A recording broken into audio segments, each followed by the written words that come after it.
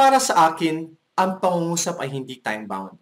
Walang mababasang panahon kung kailan inaasahang matapos ng mag-aaral ang talata.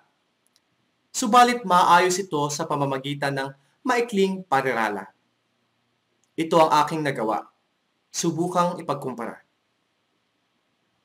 By the end of the class, students would have created a narrative paragraph about their activities last summer. Pagkatapos ng klase, makabubuo na ng talatang pasalaysay ang mag-aaral tungkol sa kanilang ginawa sa nakaraang tag-araw.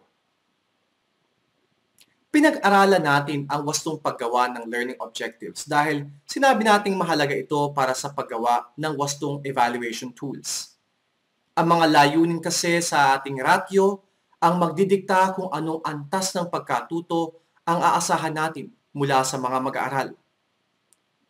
Mula sa mga layuning ito, pupulutin natin kung paano bubuuin ang panuto ng ating mga assessments at kung paano aktual na bubuuin ang mga nilalaman ng ating pagsusulit. Natatandaan niyo pa ba ang mga halimbawa ng learning objectives na ating nakita kanina? Pansinin ang mga sumusunod na layunin.